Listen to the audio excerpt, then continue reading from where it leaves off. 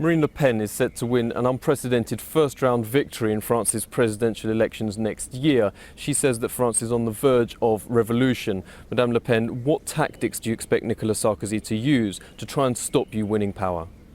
No, I don't think there is a risk. If a person is sincere and defends his or her own ideas, there is no reason to worry.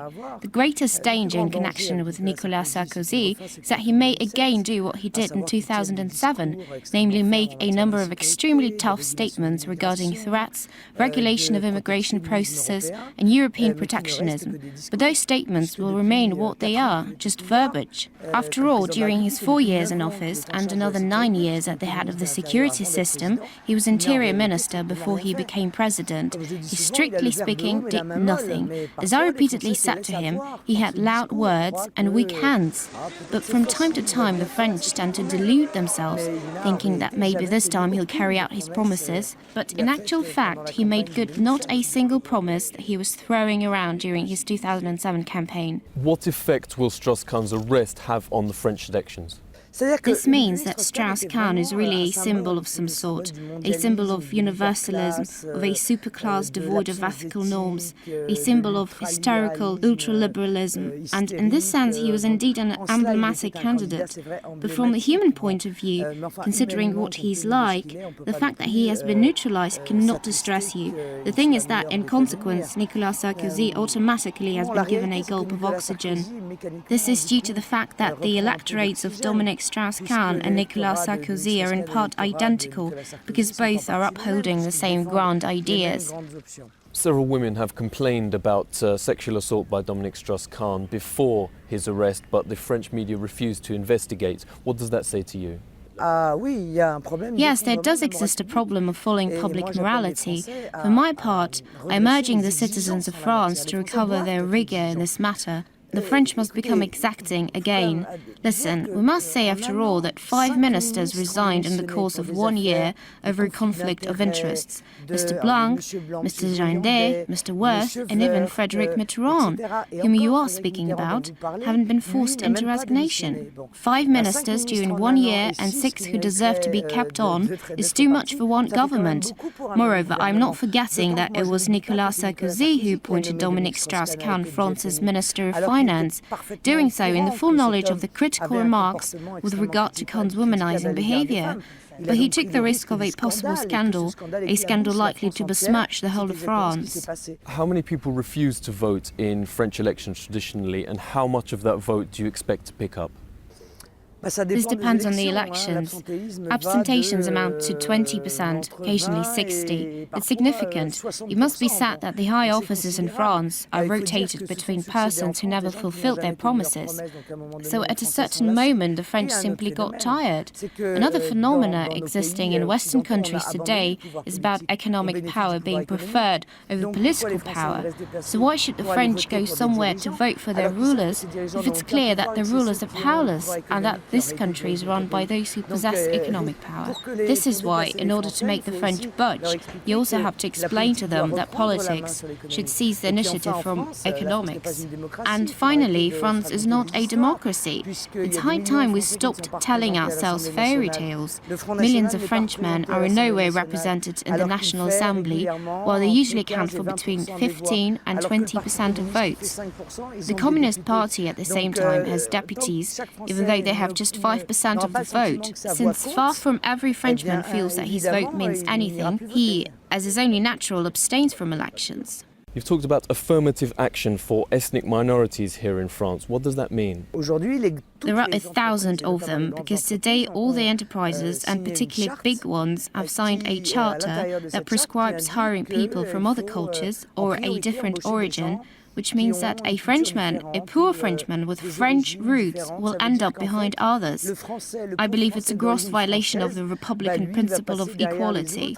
On my part, I believe in merits. Whatever the colour of the skin is, the origins, that person who really deserves it will get the job. To agree that some should take a job just due to his or her colour of the skin, origin or faith is an absolute contradiction with the basic values of France.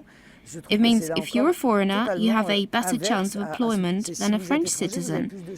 Thus, the head of a major French enterprise issued a statement that caused a row. He said, "Personally, all other conditions being equal, I prefer employing a person named Mohammed than Francois." So, as a result, the French are discriminators in their own country. This is a world turned upside down. What are the consequences if immigration into France continues at the current levels? First of all, immigration is used to lower wages. You see, the labour market is something which speaks for itself. It's about demand and supply.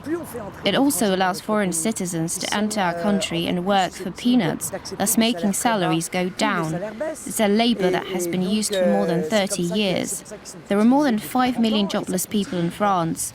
How can it be that a law permits another 200,000 people a year to enter the country with 5 million unemployed? And these jobless people are just forced to do whatever they can to survive. Who lets them survive? The state, which obviously lets the deficit grow, etc. I believe that immigration, as it is now, is sheer nonsense. I believe that the current situation is actually related to our colonial history, and Vladimir Putin was quite right saying, in about 20 years France is due to become a colony of its own former colonies. As a matter of fact, we're witnessing something of a revenge by the group of these peoples, since France is made feel guilty by saying, "You are scoundrels, colonizers, enslavers, so you have no right to hinder in any way those who come to France." The French have put up with the mass immigration, and today they are aware that this massive immigration is fraught with huge problems, those of state financing, self-consciousness, and living together. Hear them talk. Many of these young men just hate France, now that they have gained independence. One may think they will be developing their own countries by demonstrating they feel better without us. What do you think about Italy letting thousands of North Africans into France through Italy recently? Italians use the system, they use Schengen, they use the European Union. They know that any illegal regularised by any country of the EU can, with his documents, go to any other country of the EU. They say, "Please, no problem at all. 80% of Tunisians want to go to France. We'll give them documents and would like that they will leave." And that is exactly what they did.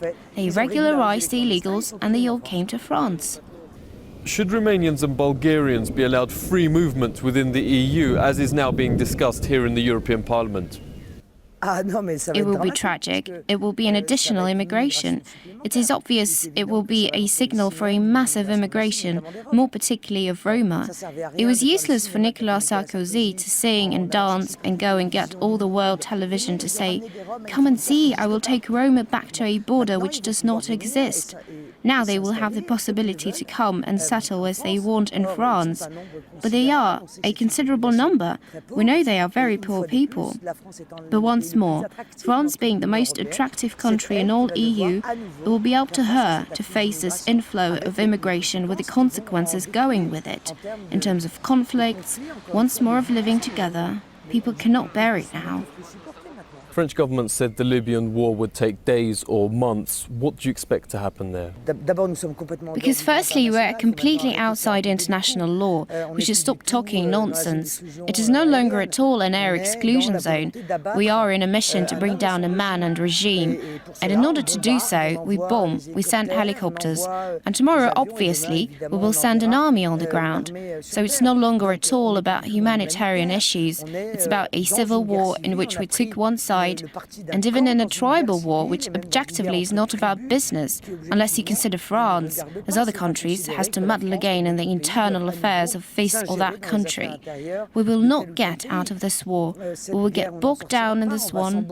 And in addition, I am ready to take bets, unfortunately sad ones, that the regime that will come after Gaddafi's one will be an Islamist regime, and probably one of the hardest Islamism, as we know well that the dissidents, the rebels of Benghazi, are in the majority infiltrated by all ex-jihadists from all wars of recent times. French lawyers are suing Sarkozy for war crimes on behalf of Libyan families who have lost their children due to French bombing. Do you support them? France is the big taboo country, you know. When this is not liked by the elite, when that is not politically correct, you do not say it. French people do not know at all that hundreds, thousands of civilians die under NATO's bombs. That's it, nobody knows. And when Gaddafi's son, for who I have no friendship, I never met him, he was not my friend, I have nothing in common with him, but when his son, his wife and his 3 babies are killed by a strike from NATO on their private house, nobody said a word, just as if these Libyan babies were not really babies.